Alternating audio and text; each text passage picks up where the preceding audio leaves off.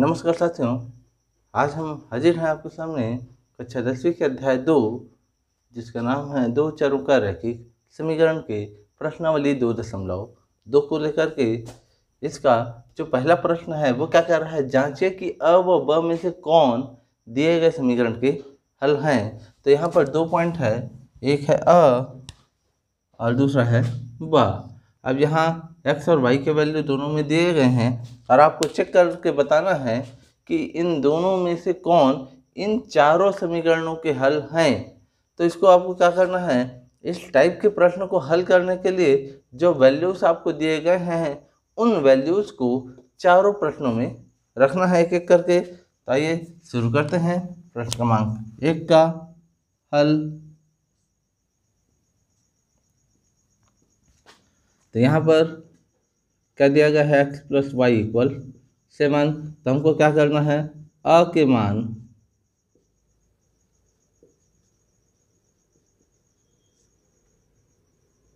इसको हम समीकरण 1 नाम दे सकते हैं। समीकरण 1 में रखने पर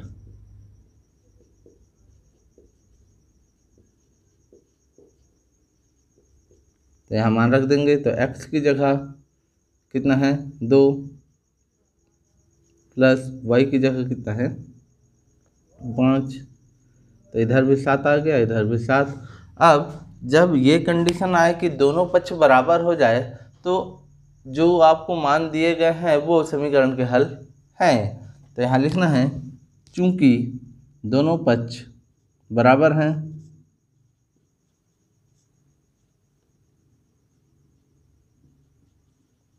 अर्थात अ समीकरण 1 के हल हैं।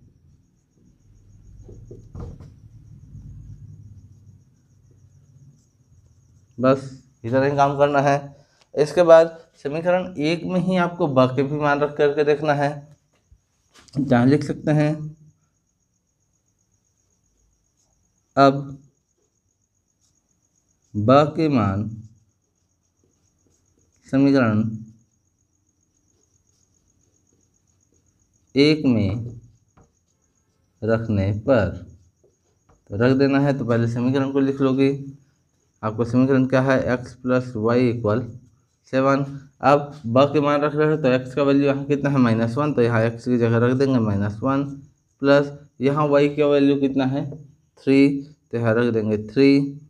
इधर का जैसे तैसे रहेगा। अब -1 और यहाँ 3 है तो ये घट के कितना हो जाएगा 2, जो कि बराबर नहीं होगा 7 के। यहाँ पर दोनों पक्ष जो है बराबर नहीं है तो सीधा लिख सकते हो, चूंकि दोनों पक्ष बराबर नहीं है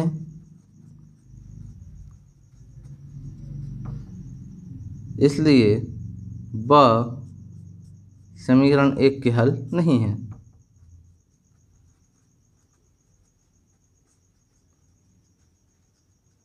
बस इतना ही काम आपको करना है।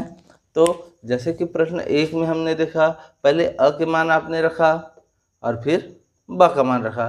तो हमने अ का जब मान रखा तो ये समीकरण हमने देखा कि दोनों पक्ष बराबर हो गया।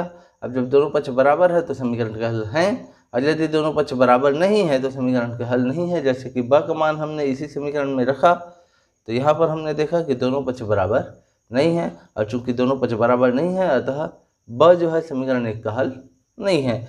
ऐसा ही काम हमको प्रश्न क्रमांक 2 में भी करना है। तो प्रश्न क्रमांक 2 में आपको क्या है,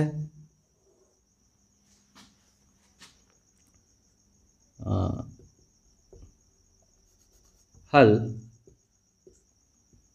सेकंड में आपको क्या दिया गया है, 2x + 5y = 13। तो यहाँ लिख सकते हैं अ के मान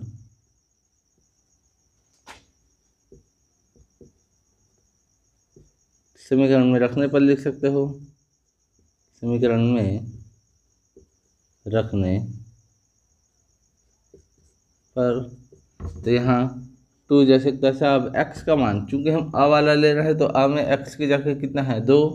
तो यहाँ पर 2 × 2 हो जाएगा प्लस ये 5 जैसे तैसा, और यहाँ y है और y की जगह यहाँ वैल्यू कितना है 5। तो यहाँ 5 रख देंगे। इक्वल में यहाँ पर कितना है आपका 13, तो ये जैसे का तैसा, तो ये कितना हो जाएगा 2 दूनी 4 प्लस 5 पंचे 25, यहाँ तो 13, लेकिन 25 और 4 को जब जोड़ेंगे तो ये हो जाता है 29, जो कि बराबर नहीं होगा 13 के। तो यहाँ फिर लिखोगे चूंकि दोनों पक्ष बराबर नहीं है, इसलिए अ समीकरण के हल नहीं है।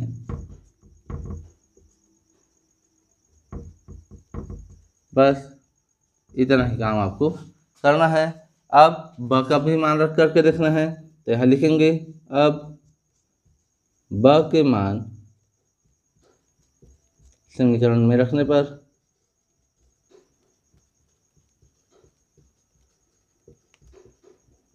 रख देंगे तो क्या हो जाएगा 2 जैसे तैसा, और यहाँ x है और x की जगह जब यहाँ देखेंगे तो कितना है -1, तो यहाँ पर मल्टीप्लाई में क्या हो जाएगा -1।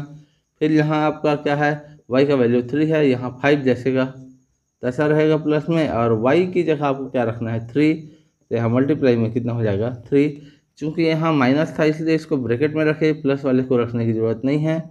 इक्वल में यहाँ कितना है 13, तो ये 2 का -1 से होगा तो -2 हो जाएगा, प्लस में ये 5 दिया कितना हो जाएगा 15, इक्वल में 13।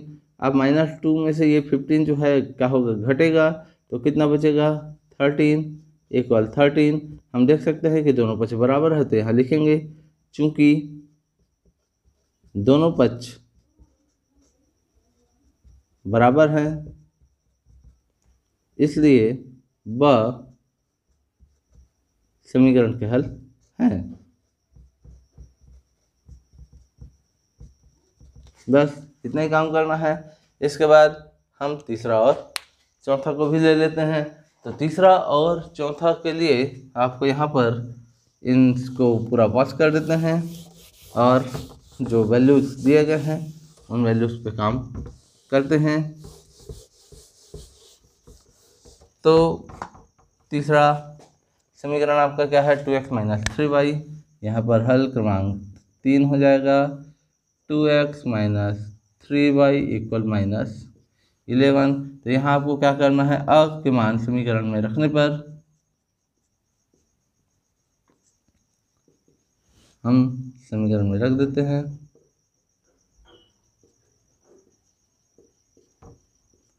तो यहाँ 2 जैसे का तैसा, x की जगह आपको क्या रखना है जो वैल्यू आपको दिया गया है, तो 2 × 2, यहाँ माइनस है तो ये माइनस हो जाएगा, 3 है तो 3 हो जाएगा, यहाँ y और y का वैल्यू कितना रख देना है 5, और इक्वल में कितना है यहाँ -11, तो ये 2 दूनी 4 -3 पंचे 15, इक्वल में कितना है -11, 4 में से ये 15 घटेगा तो कितना हो जाएगा -11 इक्वल -11। अब देख सकते हैं कि दोनों पक्ष क्या हैं बराबर हैं, यहाँ लिख देंगे चूंकि दोनों पक्ष बराबर हैं, इसलिए अ समीकरण के हल हैं।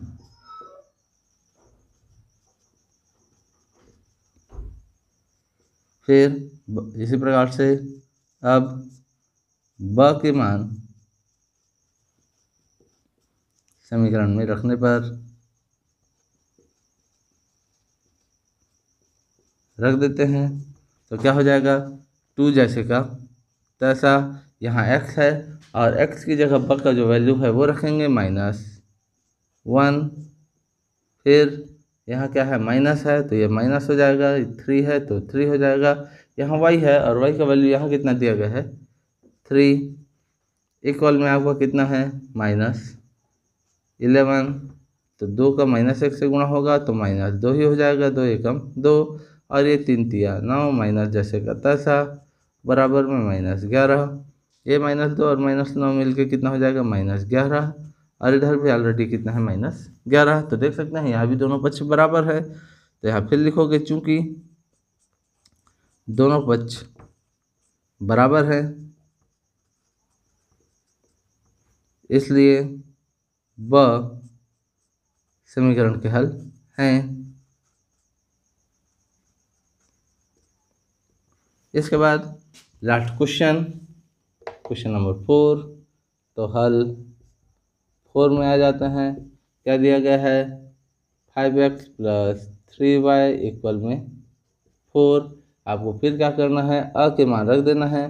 तो अ के मान समीकरण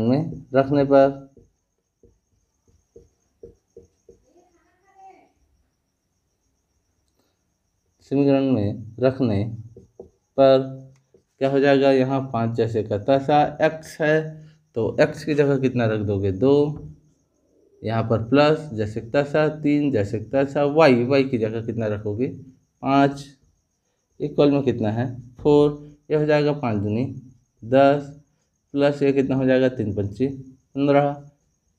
तो ये 10 और 15 जोड़ के कितना हो जाएगा? 25, जो कि बराबर नहीं होगा 4 के। यहाँ लिखोगे चूंकि दोनों पक्ष बराबर नहीं हैं,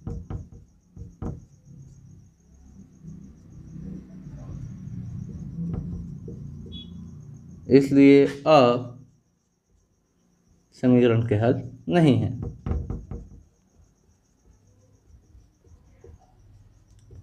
इसके बाद अब ब के मान समीकरण में रखने पर